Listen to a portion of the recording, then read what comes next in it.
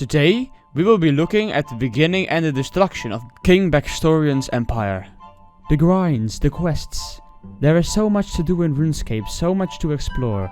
Today we will be exploring the rich history of Runescape. If you really want to understand the game you are playing, you must know its history. King Baxtorian stood up from his chair, put his weapon on the table and said, "As the strongest military clan, I believe it's our duty to protect the elves going over the Yonder Pass and creating settlements in the unknown lands of Kandarin. Who knows what dangers awaits our fellow elves in those foreign lands? I know that the God War has just ended, and all the gods have been cast from Gillianor, but the other races won't just let us settle in their lands. I propose taking the army of my own clan, the Kandarin clan, and anyone who wishes to join me, to protect our fellow elves that venture into the eastern realms." It was silent in the room, till Lord Iorwerth said he favored the plan and would like to put it to a vote. King Baxtorian won the vote and asked Lord Iorwerth to be the protector of Priffdinas for the time he was away. Lord Iorwerth agreed, and so King Baxtorian left with his clan, and lots of elves from the other clans also joined him. They left somewhere around the 30th year of the 4th Age. King Baxtorian and the elves that came with him traveled over the newly constructed Yonder Pass into Kandarin. Kandarin wasn't spared the horrors of the 3rd Age and was left in chaos. The humans still living in those lands were divided in tribes, and the elves had a hard time convincing them to live in peace. But eventually it worked. Then the gnomes that went into hiding during the God Wars came outside for the first time in 4,000 years. The elves and the gnomes had a pact back in the 2nd Age, and even though they hadn't contacted each other for over 4,000 years, the gnomes were open to sign the peace treaty. King Baxtorian looked over the map of Kandarin, searching for the best place to make his settlement. He wanted to be close to the Yonder Pass, presumably so he could quickly go to Tiranwin if it would be under attack. The gnomes were the strongest allies that the elves had at the time, so the best spot to settle would be next to those allies, and therefore King Baxtorian settled next to the 3 gnome stronghold. Baxtorian and his wife Queen Glariel were famed for their control and understanding of nature, having attained higher levels of proficiency with the elven mystic arts than many. Legends state that they had the ability to control the elements, creating hills, rivers and trees as they walked, tapping into the power of the runestone Gothics had created to do so. The current barbarian stronghold has caves that contain deposits of runestones created by Gothics. It is likely that Baxtorian and his wife used those runestones because those stones were almost at walking distance from the settlement. King Baxtorian then established the elves as a powerful but peaceful force, and the other clans, seeing how much wealth was going over the Arundar, were quick to join the Kandarin clan in the new realm. This was a time of great prosperity and profit for the elves, gnomes and humans alike. New trade agreements were being created with the gnomes and humans. Soon new elf settlements started to be created. For almost 1900 years his kingdom prospered, but this didn't last. An elf ran into the throne room. "Who are you, and why have you come into my throne room unannounced?" asked King Baxtorian. "Sir, sorry for this intrusion, but I have some troubling news. The Yonder Pass has been blocked from the other side, and we can't penetrate a wall of static that has now surrounded our homeland." King Baxtorian stood up from his throne and ordered an emergency council. Someone in the council reminded the council of an old cave system that linked up to the Well of Voyage, an ancient device made by our forefathers to give us access to the deep caves. Soon it was decided to send 5 members of the Kandarin clan to the Well of Voyage to recover any information that could tell us what was happening. A few weeks later, Adwe returned. He was the only one of the 5 scouts that made it back. A council was called to listen to his news. He told the council of the chaos he had seen. Elves killing elves in the streets of Priffdinas, and seizing of the Tower of Voices by the Iorwerth clan.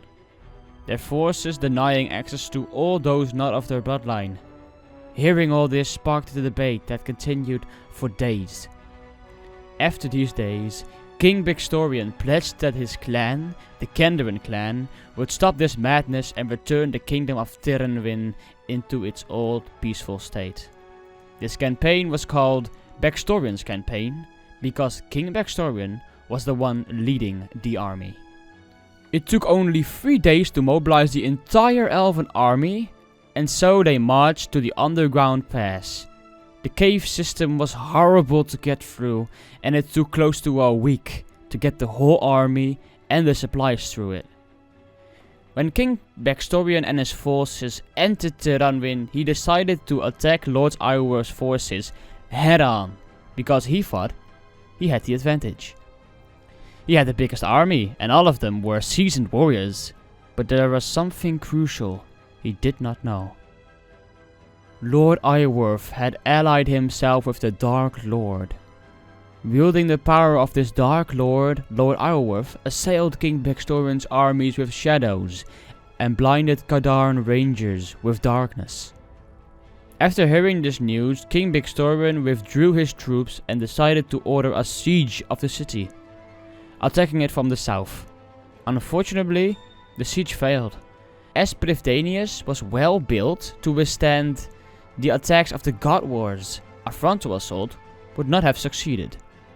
Letting the people in the city starve was also not an option, because Priffdinas was designed to be self-sufficient. King Baxtorian saw that this campaign could not succeed, and he ended the campaign 5 years after it had begun.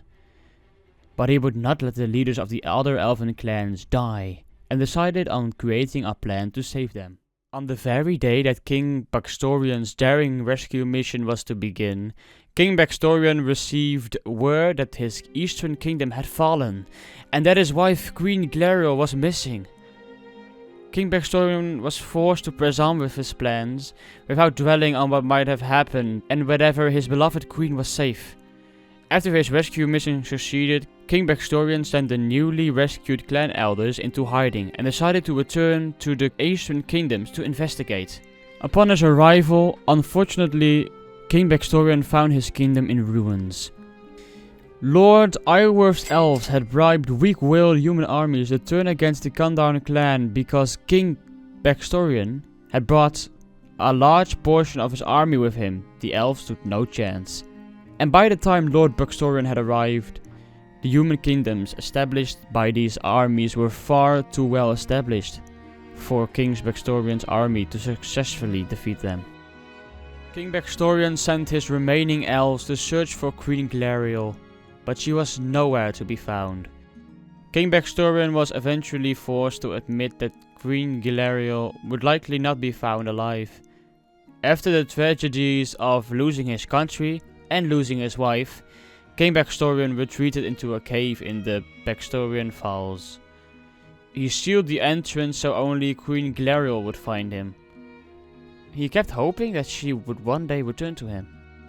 Baxtorian died there, and the waterfalls next to the tomb were called the Baxtorian Falls, to honor his name. In the Roving Elves Quest, you meet an elf called Iswelin. He is the grandson of Queen Glariel and King Baxtorian, and asks you to aid him in the consecration of his grandparents' new tomb. This is the end of the history behind Baxtorian. In this video I have tried a different kind of script. I have written in the viewpoint of King Baxtorian, and I would love to get some comments about this style, if you like this or if you think it doesn't fit with the format. I want to make the best videos possible, so if this type of script doesn't fall well or doesn't really fit in the genre which I'm making these videos for, you can just tell me in the comments, and I would really be appreciated, because again, I want to get the best videos out there.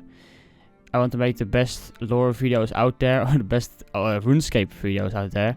So yeah, some comments would be really appreciated. So guys, thanks for watching.